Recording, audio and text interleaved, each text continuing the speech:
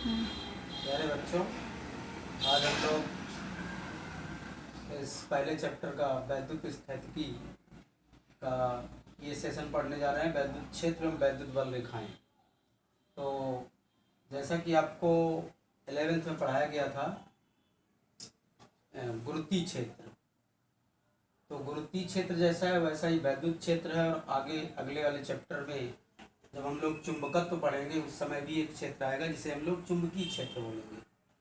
तो इस तरह से डेफिनीशन ऑलमोस्ट सिमिलर है, बस थोड़ा सा डिफरेंस है।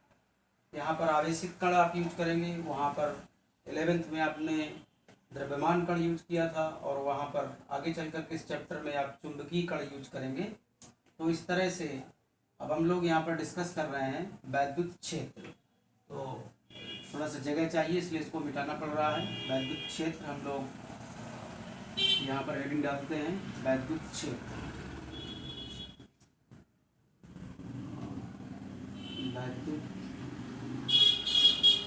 क्षेत्र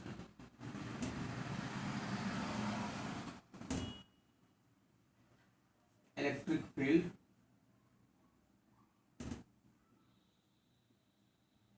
इलेक्ट्रिक फील्ड समझिएगा बात को। इलेक्ट्रिक फील्ड क्या है? जैसा कि आपने पढ़ा था 11th में गुरुत्वीय क्षेत्र। तो गुरुत्वीय क्षेत्र यदि आपको याद होगा, थोड़ा बहुत रिकॉल करिए, तो आपने पढ़ा था किसी द्रव्यमान कण के चारों तरफ का वह क्षेत्र जिसमें एक दूसरा द्रव्यमान कण आकर्षण बल का अनुभव करता है उसे हम लोग गुरुत्वीय क्षेत्र कहते हैं। इस तरह से यहाँ पर द्रव्यमान कण न लेकर के आवेशित कण यूज करेंगे। तो इसकी डेफिनेशन आप नोट करना चाहें तो नोट कर सकते हैं। तो मैं बोल दे रहा हूँ, वैद्युत क्षेत्र किसी स्रोत आवेशित कण के चारों तरफ का वह क्षेत्र जिसमें एक परीक्षण आवेश आकर्षण या प्रतिकर्षण बल का अनुभव करता है वैद्युत क्षेत्र कहलाता है। एक बार फिर से डेफिनेशन को रिपीट करते हैं, नोट करिए इसको। किसी स्रोत आवेशित कण के चारों तरफ का वह क्षेत्र जिसमें एक दूसरा परीक्षण आवेश आकर्षण या प्रतिकर्षण बल का अनुभव करता है वैद्युत क्षेत्र कहलाता है, इलेक्ट्रिक फील्ड बोलते हैं। अब बात यहाँ पर थोड़ा सा और क्लियर करते हैं, स्रोत कण और परीक्षण आवेश।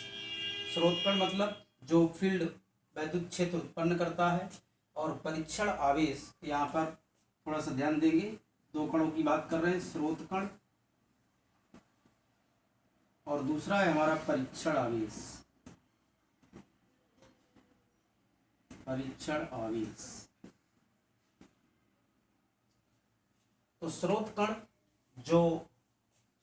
कौन है? जो वैद्युत क्षेत्र उत्पन्न करता है। और परीक्षण आवेश क्या है? जो कि आकर्षण या प्रतिकर्षण बल का अनुभव करता है, उसे हम परीक्षण आवेश कहते हैं। लेकिन इस बात को समझने के पहले आपको एक बात थोड़ा ध्यान देना पड़ेगा कि जब भी हम लोग कोई निकाय बनाते हैं, निकाय वो द्रव्यमान कणों का भी हो सकता है, आवेशित कणों का भी हो सकता है, चुंबकीय कणों का भी हो सकता है। एक बात आप ध्यान रखेंगे, जैसा कि गणित में शून्य को, जीरो को बेस माना गया है, जीरो को बेस मानते हैं हम लोग, और जीरो को बेस मानते हुए पूरी गणित की संक्रियाएं पढ़ते हैं। उसी तरह से यहाँ पर आप ये समझ सकते हैं कि भौतिक विज्ञान में जो बेस एज्यूम किया गया है उसे हम इन्फिनिटी, अनंत की तरह ट्रीट कर सकते हैं, यानी अनंत मान सकते हैं, क्योंकि अनंत पर उपस्थित कण पर लगने वाला जो बल होता है वो शून्य होता है, उस पर कोई फोर्स नहीं लगता है। इस कारण से हम लोग ये मानते हैं कि चाहे द्रव्यमान कणों का निकाय हो, चाहे आवेशित कणों का निकाय हो, चाहे चुंबकीय कणों का निकाय हो, हमें उसे बनाने के लिए एक एक कण को अनंत से लाया हुआ माना जाता है। तो इस तरह से इस स्पेस में ये मान लें इन्फिनिटी से, अनंत से ये स्रोत कण लाया गया Q, एक स्रोत कण लाया गया Q। अब इसके आसपास एक दूसरा आवेशित कण हम लोग लाएंगे तो हम लोग ये मानेंगे कि इसको कहाँ से लाया गया है, अनंत से लाया गया है। तो ये क्यू पार्टिकल, इसको हम लोग यहाँ से इन्फिनिटी से लाया हुआ मानेंगे और मान लेते हैं कि अभी यहाँ पर जो ये फोर्स अनुभव कर रहा है वो कितना है, 0। ताज़ा फार्मूला आप जानते हैं, F बराबर, जैसा कि आपने 11th में पढ़ा था, Gm1m2/r²। उसी तरह से यहाँ पर K/Q1Q2/r² कूलम्स लॉ, जैसा कि आपको पढ़ाया हुआ है। तो R यहाँ पर इन्फिनिटी है, इस वजह से F यहाँ पर जो भी होगा वो होगा K/Q1Q2/r²। और R आपका इन्फिनिटी को अप्रोच कर रहा है तो F आपका 0 को अप्रोच कर जाएगा। इस वजह से हम लोग ये मानते हैं कि इस कण को जब हम लाएंगे तो कहाँ से लाया हुआ मानेंगे, इन्फिनिटी से, अनंत से। और इस तरह से इसको धीरे धीरे धीरे धीरे धीरे धीरे इस तरह से खिसकाते हुए लाएंगे और मान लेते हैं कि यहाँ पर ये आवेशित कण क्यू आकर के इस जगह पर आकर के आकर्षण बल का अनुभव करने लगा। इसी तरह से इधर मान लेते हैं कि इन्फिनिटी है, यहाँ से किसी आवेशित कण क्यू को इस तरह से यहाँ पर लाएंगे और मान लेते हैं कि यहाँ पर वो आकर्षण बल का अनुभव करने लगा। उसी तरह से यहाँ से भी किसी अन्य पार्टिकल को लाएंगे और इस तरह से जैसे उसको यहाँ पर लाए और वो आकर्षण बल का अनुभव कर रहा है, उसी तरह से यहाँ से इन्फिनिटी से किसी आवेशित कण को लाए और यहाँ पर वो आकर्षण बल का अनुभव कर रहा है। तो डेफिनेशन क्या बोली गई, इसे हम लोग क्या कहते हैं, इसे हम लोग बोलते हैं स्रोत कण। और ये जो हमारे हैं इन्हें हम लोग क्या बोलते हैं, परीक्षण आवेश। ये हमारा है परीक्षण आवेश जो कि बल का अनुभव करता है, परीक्षण आवेश। इस तरह से जो डेफिनेशन इसकी लिखाई गई आपको, वो ये लिखाई गई, किसी स्रोत कण के चारों तरफ का वह क्षेत्र जिसमें एक दूसरा आवेशित कण आकर्षण या प्रतिकर्षण बल का अनुभव करता है वैद्युत क्षेत्र कहलाता है। तो इस तरह से इस स्रोत कण के चारों तरफ का ये जो क्षेत्र तैयार हो रहा है, इसे हम लोग, ये जो हमारा डार्क रीजन है, छायांकित भाग है, इसे हम लोग क्या बोलेंगे, इसे हम लोग बोलेंगे वैद्युत क्षेत्र का रीजन। ये वैद्युत क्षेत्र है। तो इस तरह से ये इलेक्ट्रिक फील्ड। उसी तरह से यहाँ पर यदि आप ग्रेविटेशनल फील्ड यानी कि गुरुत्वीय क्षेत्र की परिभाषा लिखना चाहते हैं तो यहाँ पर द्रव्यमान कण होगा, यहाँ पर एक दूसरा परीक्षण आवेश द्रव्यमान कण होगा। उसी तरह से चुंबकीय क्षेत्र के लिए भी यहाँ पर चुंबकीय कण यूज करेंगे। तो डेफिनेशन काफ़ी सिमिलर है, इस वजह से वैद्युत क्षेत्र ये एकदम क्लियर हो रहा होगा आप लोगों को। वैद्युत क्षेत्र क्या है, एक बार मैं फिर से इस डेफिनेशन को रिकॉल कर देता हूँ, फिर से आप समझ लें। किसी स्रोत आवेशित कण के चारों तरफ का वह क्षेत्र जिसमें एक दूसरा आवेशित कण परीक्षण आवेश या आवेशित कण या परीक्षण आवेश, जो भी बोलना चाहें, आकर्षण या प्रतिकर्षण बल का अनुभव करता है, वैद्युत क्षेत्र। ये तो हमारा रहा वैद्युत क्षेत्र। अब हम लोग यहीं पर समझ लेते हैं वैद्युत क्षेत्र की तीव्रता, इलेक्ट्रिक फील्ड स्ट्रेंथ। ये वैद्युत क्षेत्र है, इसे आप नोट कर लें और ध्यान रखेंगे कि जब भी हम लोग कोई निकाय बनाते हैं, चाहे वो द्रव्यमान कणों का हो, चाहे वो आवेशित कणों का हो, चाहे वो चुंबकीय कणों का हो, हम लोग ये मानते हैं कि उस कण को अनंत से लाया हुआ मानते हैं। उस सिस्टम में, उस निकाय में जैसे हम लोग रखेंगे तो हर एक कण को, हर एक पार्टिकल को अनंत से लाया हुआ माना जाता है, क्योंकि अनंत पे फोर्स कितना होता है, 0। जैसे गणित में 0 को बेस मानते हैं, उस तरह से यहाँ पर फिजिक्स में आप इन्फिनिटी को बेस की तरह ट्रीट कर सकते हैं, बेस की तरह एज्यूम करते हैं। इस तरह से ये इलेक्ट्रिक फील्ड हुई। अब हम लोग यहाँ पर बात करते हैं इलेक्ट्रिक फील्ड स्ट्रेंथ। अगले लेक्चर में हम लोग डिस्कस करेंगे वैद्युत क्षेत्र की तीव्रता। इसके आगे हम लोग इसमें डिस्कस कर रहे हैं इलेक्ट्रिक फील्ड लाइंस, वैद्युत बल रेखाएं। ये क्या है, वैद्युत बल रेखाएं, वैद्युत बल रेखाएं, वैद्युत बल रेखाएं।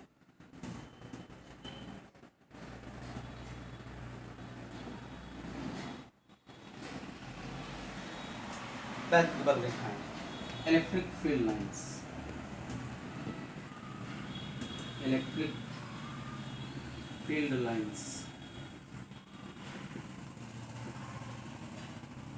इलेक्ट्रिक फील्ड लाइंस, वैद्युत बल रेखाएं। तो किताबी डेफिनेशन इसकी आपको कुछ ऐसी मिल जाएगी जो किताबों में लिखी रहती है। बाकी समझ वाली डेफिनेशन भी आपको फिर बताऊंगा मैं। तो पहले किताबी डेफिनेशन आप समझ लें। वैद्युत बल रेखाओं के बारे में क्या बोला गया? वैद्युत बल रेखाएं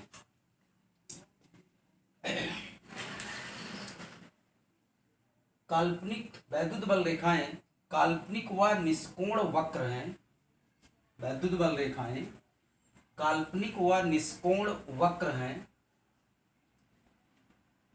जिन पर खींची गई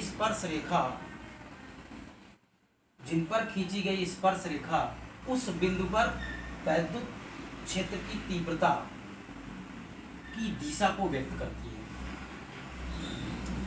इस तरह से यहाँ पर इनको इलेक्ट्रिक फील्ड लाइंस या वैद्युत क्षेत्र रेखाएं या वैद्युत बल रेखाएं क्यों बोलते हैं? वैद्युत बल रेखाओं के पीछे बोलने का एक कारण है कि इलेक्ट्रिक फील्ड लाइंस जो होंगी, वैद्युत बल रेखाएं, यानी कि जो वैद्युत क्षेत्र की तीव्रता की दिशा होती है उस बिंदु पर वही फोर्स की भी डायरेक्शन होती है, वही वैद्युत बल की भी दिशा होती है।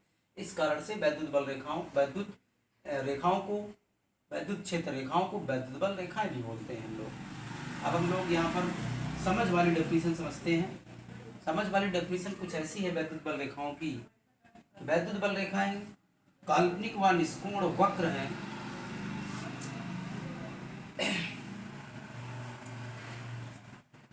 काल्पनिक व निष्कोण वक्र हैं किसी वैद्युत क्षेत्र में रखा गया एकांक धनावेशित कण जिस पथ पर गति करता है वैद्युत बल रेखाएं कहलाती हैं।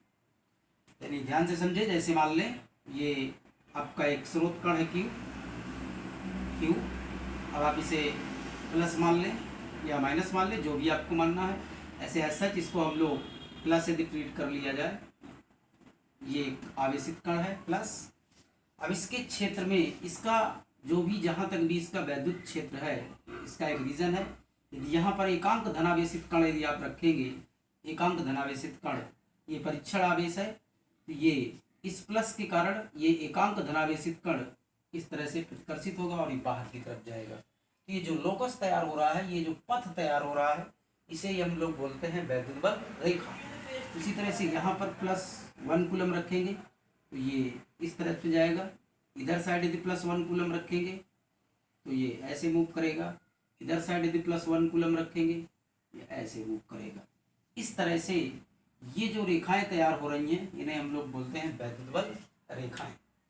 तो समझ वाली डेफिनेशन यहाँ पर ये है, आप ऐसे समझ सकते हैं, वैद्युत बल रेखाएं काल्पनिक व निष्कोण वक्र हैं किसी वैद्युत क्षेत्र में रखा गया एकांक धनावेशित कण जिस पथ पर गति करता है, उन्हीं पथों को हम लोग क्या बोलते हैं? वैद्युत बल रेखाएं बोलते हैं। उसी तरह से ऐसे भी होगा, यदि यहाँ पर एकांक धनावेशित कण रखते हैं तो ये ऐसे जाएगा, यहाँ पर एकांक धनावेशित कण रखते हैं तो ये ऐसे जाएगा, यहाँ पर एकांक धनावेशित कण रखते हैं तो ये ऐसे जाएगा, यहाँ पर एकांक धनावेशित कण रखते हैं तो ये ऐसे करते हैं। इस तरह से ये वैद्युत बल रेखाएं दिखाई गई हैं। तो वैद्युत बल रेखाएं ये हैं। इन वैद्युत बल रेखाओं के लिए तो ये आपके बोर्ड के लिए जो क्वेश्चन आता है, वैद्युत बल रेखाएं क्या हैं और इनकी प्रॉपर्टीज, इनके गुण लिखिए। तो मेन इंपॉर्टेंट जो क्वेश्चन यहाँ पर बनता है वो वैद्युत बल रेखाओं के गुण है। वैद्युत बल रेखाओं के गुण आप समझें। यदि यहीं पर ये ऋण आवेशित कण होता तो फिर ये वैद्युत बल रेखाएं अंदर की तरफ, यानी वो आवेशित कण अंदर की तरफ प्रवेश करता तो ये जो एरो दिखाया गया है ये अंदर की तरफ हो जाता। इस तरह से ये वैद्युत बल रेखाएं हैं। अब हम लोग यहाँ पर समझते हैं वैद्युत बल रेखाओं की। अच्छा, एक बात और बता देना चाह रहा हूँ कि इसमें एकांक धनावेशित कण ही यूज क्यों किया गया है। ये जस्ट कन्वेंशन है, ये आपको मान करके पढ़ना है। ये माना जाता है कि जो परीक्षण आवेश है वो बहुत छोटा होना चाहिए, यानी कि उसकी स्वयं की खुद की फील्ड ना हो, ऐसा बोला जाता है। और साथ में यहाँ पर एकांक धनावेशित कण लेने का जो मेन रीज़न है वो सिर्फ कन्वेंशन है, सिर्फ कथन है। ये मान करके आपको पढ़ना है। अब हम लोग यहाँ पर डिस्कस करते हैं वैद्युत बल रेखाओं के गुण, प्रॉपर्टीज। वैद्युत बल रेखाओं के गुण, प्रॉपर्टीज।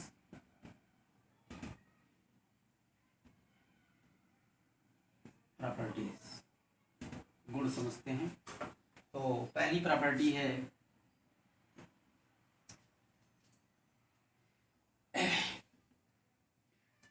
वैद्युत बल रेखाएं, जैसा कि ये धनावेशित कण है,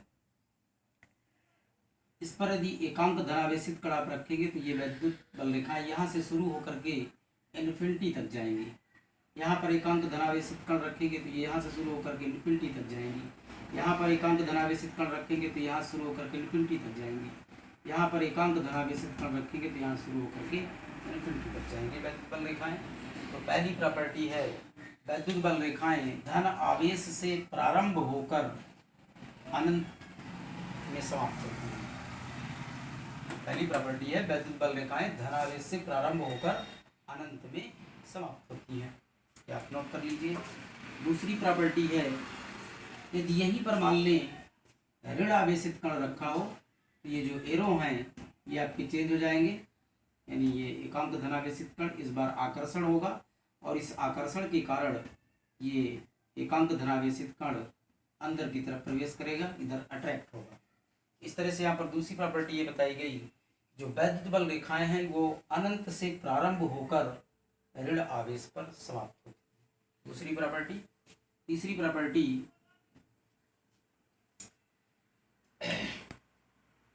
इन दोनों को आप एक भी बना सकते हैं। एक प्रॉपर्टी आप लिख सकते हैं कि एक साथ मिला करके वैद्युत बल रेखाएं धनावेश या अनंत से प्रारंभ होकर ऋणावेश या अनंत पर समाप्त होती है। तो इन दोनों को मिलाकर के एक प्रॉपर्टी आप बना लीजिए। अब एक ही प्रॉपर्टी इसको आप समझ के रखिए, दूसरी प्रॉपर्टी आपको बताया जा रहा हूँ। दूसरी प्रॉपर्टी, वैद्युत बल रेखाएं इलेक्ट्रिक फील्ड लाइंस, वैद्युत बल रेखाएं किसी भी पृष्ठ से हमेशा लंबवत निकलती है, यानी किसी भी पृष्ठ के हमेशा अभिलंबवत होती हैं। जैसे यहाँ पर देखें तो ये 90 डिग्री कोण बन रहा है, यहाँ पर देखें तो 90 डिग्री कोण बन रहा है, यहाँ पर देखें तो 90 डिग्री कोण बन रहा है, यहाँ पर देखें तो 90 डिग्री कोण बन रहा है। यहाँ पर एक दूसरी प्रॉपर्टी ये है कि वैद्युत बल रेखाएं किसी भी पृष्ठ के अभिलंब, किसी भी पृष्ठ से जब निकलती हैं या प्रवेश करती हैं तो अभिलंबवत प्रवेश करती हैं, परपेंडिकुलर। तीसरी प्रॉपर्टी, कि जो वैद्युत बल रेखाएं हैं, वैद्युत बल रेखाएं कभी भी एक दूसरे को प्रतिच्छेद नहीं करती हैं। इस बात को समझते हैं। वैद्युत बल रेखाएं, नोट कर लें तीसरी प्रॉपर्टी, वैद्युत बल रेखाएं कभी भी एक दूसरे को प्रतिच्छेद नहीं करती हैं। यदि ऐसा होता है तो फिर क्या होगा, ध्यान से देखें। मान लीजिए एक वैद्युत बल रेखा है, एक ये वैद्युत बल रेखा है। यदि इस बिंदु पर दोनों एक दूसरे को प्रतिच्छेद कर रही हैं तो इस बिंदु पर एक तो डायरेक्शन इलेक्ट्रिक फील्ड की ये हो जाएगी और दूसरी डायरेक्शन इलेक्ट्रिक फील्ड की ये हो जाएगी, जो कि असंभव है।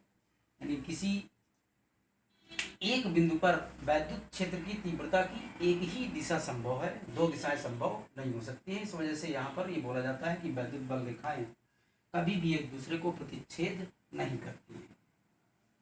चौथी प्रॉपर्टी है, ये आप नोट करें। चौथी प्रॉपर्टी है वैद्युत बल रेखाओं की किसी भी बिंदु पर, जैसे मान ले आपसे बोला जाए कोई वैद्युत बल रेखा है, जैसे मान ले, या आप डायग्राम भी बनाते जाइएगा। मान लीजिए एक वैद्युत बल रेखा है, इसके इस बिंदु पर आपसे बोला जाए कि इस बिंदु पर वैद्युत क्षेत्र की दिशा को रिप्रेजेंट करिए। वैद्युत क्षेत्र की दिशा क्या है बताइए। तो इस बिंदु पर आपको करना क्या है, इस बिंदु पर आपको स्पर्श रेखा खींच देना है। क्या खींच देना है, स्पर्श रेखा।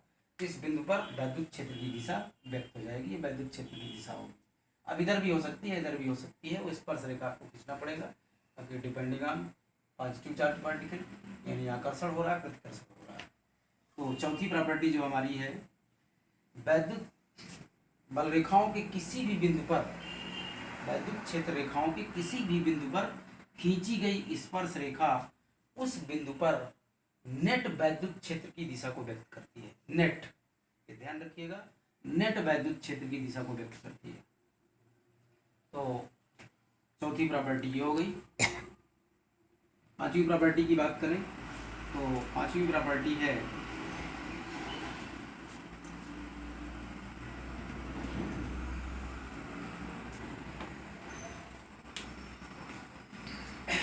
जहां पर वैद्युत क्षेत्र की तीव्रता, जहां पर वैद्युत बल रेखाएं पास पास होती हैं, वैद्युत बल रेखाएं पास पास होती हैं। जैसे मान लें ये वैद्युत बल रेखाएं दिखाई गई, ये वैद्युत बल रेखाएं दिखाई गई। जहां पर वैद्युत क्षेत्र रेखाएं पास पास होती है, जैसे यहाँ पर देखें, यदि हम लोग कोई बिंदु क्लासिफाई करें ए और यहाँ पर एक बिंदु क्लासिफाई करें बी, तो आपसे यदि पूछा जाए कि ए पर वैद्युत क्षेत्र की तीव्रता अधिक है कि बी पर, तो ध्यान रखें जहाँ पर वैद्युत बल रेखाएं पास पास होती हैं, जहाँ पर इनकी डेंसिटी घनत्व तो अधिक होता है, वहाँ पर वैद्युत क्षेत्र की तीव्रता अधिक होती है और यहाँ पर वैद्युत क्षेत्र की तीव्रता कम हो। तो आप यहाँ पर बोल सकते हैं अगली जो प्रॉपर्टी है हमारी कि वैद्युत बल रेखाएं जहाँ पर पास पास होती है वहाँ पर वैद्युत क्षेत्र की तीव्रता एंड डेंसिटी काफ़ी अधिक होती है कंपैरिजन टू जहाँ पर दूर दूर होती है। यदि यहाँ पर हम लोग बात करें तो यहाँ पर E A is greater than E B होगा। ए पर वैद्युत क्षेत्र की तीव्रता अधिक है और बी पर वैद्युत क्षेत्र की तीव्रता कम है। ये हमारी पांचवी प्रॉपर्टी रही कि जहाँ पर वैद्युत क्षेत्र रेखाओं का घनत्व तो अधिक होता है वहाँ पर वैद्युत क्षेत्र की तीव्रता अधिक होती है, जहाँ पर वैद्युत क्षेत्र रेखाओं का घनत्व तो कम होता है, घनत्व का डेंसिटी, लाइनें पास पास लाइनें दूर दूर, तो इस तरह से यहाँ पर लाइनें दूर दूर है, यहाँ पर डेंसिटी कम है, घनत्व कम है, यहाँ पर वैद्युत क्षेत्र की तीव्रता कम है। इस तरह से ये हमारी पांचवी प्रॉपर्टी रही। छठवीं प्रॉपर्टी आप देखें, 6 नंबर प्रॉपर्टी, छठवीं प्रॉपर्टी,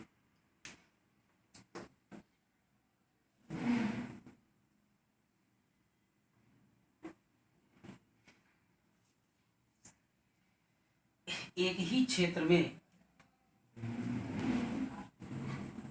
क्षेत्र में यदि दो अपोजिट नेचर के चार्ज पार्टिकल रखे हैं, पॉजिटिव और दूसरा निगेटिव, अपोजिट यानी कि विपरीत प्रकार के आवेश रखे हैं, तो इनकी जो वैद्युत बल रेखाएं हैं, यहाँ से वैद्युत बल रेखाएं पॉजिटिव से यहाँ से स्टार्ट होकर के यहाँ पर प्रवेश कर जाएंगी, यहाँ से ऐसे स्टार्ट होंगी और यहाँ प्रवेश करेंगी। इस तरह से ये वैद्युत बल रेखाएं जी इधर साइड से और बनाना चाहे तो ये आएंगी और यहाँ से ऐसे वैद्युत बल रेखाएं जाएंगी। ये वैद्युत बल रेखाएं, ये वैद्युत बल रेखाएं। तो इस तरह से आप ये बोल सकते हैं एक ही क्षेत्र में विपरीत प्रकार के आवेश रखे हैं तो उनकी वैद्युत बल रेखाएं आपस में कंट्रैक्ट होती हैं, यानी कि सिकुड़ती हैं। वैद्युत बल रेखाएं सिकुड़ती हैं। ये अगली प्रॉपर्टी रही। नेक्स्ट प्रॉपर्टी, यदि एक ही क्षेत्र में समान प्रकार के आवेश रखे गए हैं, एक ही क्षेत्र में समान प्रकार के आवेश रखे गए हैं, समान प्रकार के आवेश मतलब धन धन या ऋण ऋण, तो उनकी वैद्युत बल रेखाएं आपस में एक दूसरे से क्या होती हैं, एक्सपैंड होती हैं, फैलती हैं। यानी कि जैसे मान लें यहाँ पर क्षेत्र में प्लस भी रखा है और यहाँ पर भी प्लस रखा है, इनकी जो वैद्युत बल रेखाएं होंगी वो इस तरह से एक्सपैंड करेगी, ऐसे एक्सपैंड हो जाएंगी। ये वैद्युत बल रेखाएं होंगी। इस तरह से इधर साइड यदि आप बात करेंगे तो ये वैद्युत बल रेखाएं, ये वैद्युत बल रेखाएं, ये इनकी वैद्युत बल रेखाएं होंगी जो आपस में एक्सपैंड करती है। तो इस तरह से ये वैद्युत बल रेखाओं के गुण रहे। इलेक्ट्रिक फील्ड लाइंस की प्रॉपर्टी जो बोर्ड में इंपॉर्टेंट क्वेश्चन बनता है वहाँ पर ऐसे आता है कि वैद्युत क्षेत्र क्या है, यानी वैद्युत क्षेत्र को परिभाषित कीजिए और वैद्युत बल रेखाओं को परिभाषित कीजिए और साथ में वैद्युत बल रेखाओं के गुण लिखिए। तो ये आपका 3 नंबर का क्वेश्चन बनता है बोर्ड में, तो ध्यान रखिएगा वैद्युत बल रेखाएं क्या हैं और इनकी प्रॉपर्टीज एक बार फिर से मैं रिवाइज कर देता हूँ, ध्यान से देखें।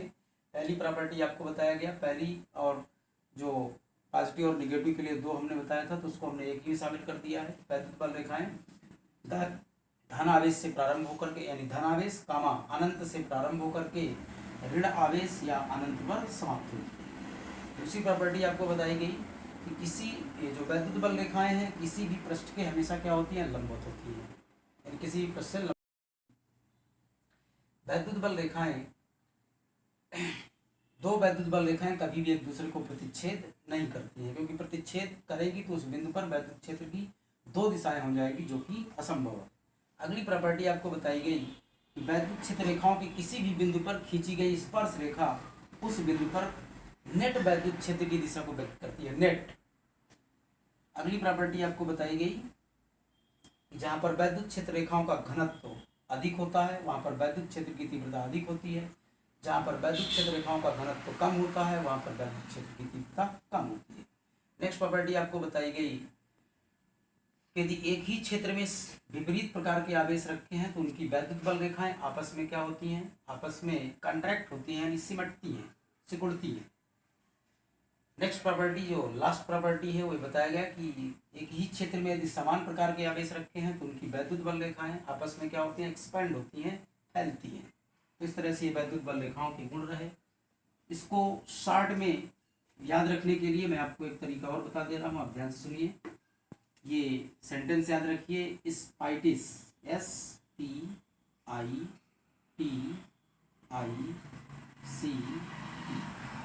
स्पाइटिस, ये प्रॉपर्टीज आपको याद रहेंगी। इस पूरे वर्ड को याद रखिए। इस एस मतलब स्टार्ट्स,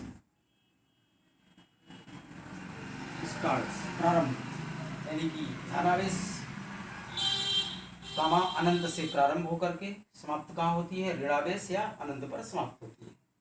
पी यानी यहाँ मतलब है परपेंडिकुलर, वैद्युत बल रेखाएं किसी भी पृष्ठ से बाहर निकलती हैं या उसमें प्रवेश करती हैं तो वैद्युत बल रेखाएं उस पृष्ठ के लंबवत होती हैं। अगली प्रॉपर्टी आपको जो तीसरी बताई गई थी वो, इस आई का मतलब आप समझे इंटरसेक्ट, इंटरसेक्ट मतलब प्रतिच्छेद। वैद्युत बल रेखाएं कभी भी एक दूसरे को प्रतिच्छेद नहीं करती हैं। इस टी मतलब आप समझे टेंजेंट, आप समझ रहे हैं, टेंजेंट मतलब स्पर्श रेखा।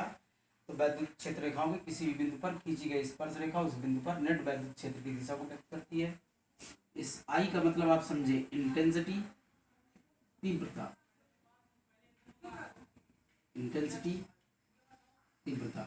जहां पर वैद्युत क्षेत्र रेखाएं डेंस होती हैं, पास होती हैं, वहां पर वैद्युत क्षेत्र की तीव्रता अधिक होती है।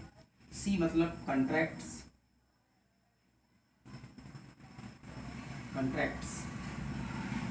विपरीत प्रकार के आवेश एक ही क्षेत्र में रखे हैं तो उनकी वैद्युत बल रेखाएं आपस में कॉन्ट्रैक्ट होती हैं, सिमटती हैं। और ई मतलब एक्सपैंड,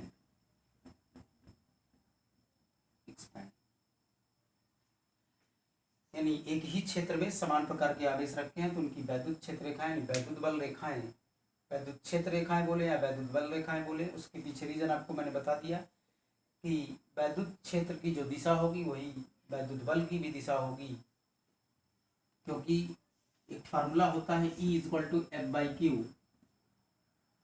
बेसिकली चर्चा करें, E=F/Q, ये आपका वेक्टर क्वांटिटी है, ये भी वेक्टर क्वांटिटी है।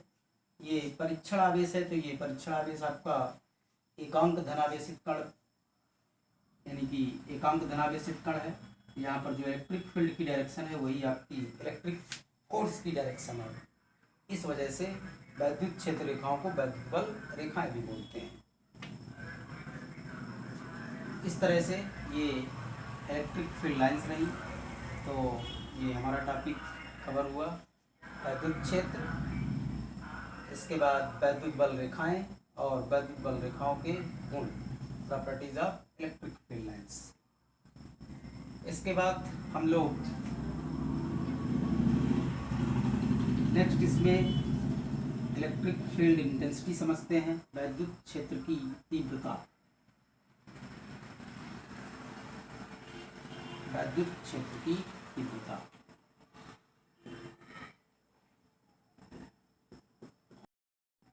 चलेगा 1-2 लेक्चर, वैद्युत क्षेत्र की तीव्रता, electric field intensity, electric field strength और इंटेंसिटी, जो भी आप बोलना चाहें, इलेक्ट्रिक फील्ड इंटेंसिटी, वैद्युत क्षेत्र की तीव्रता।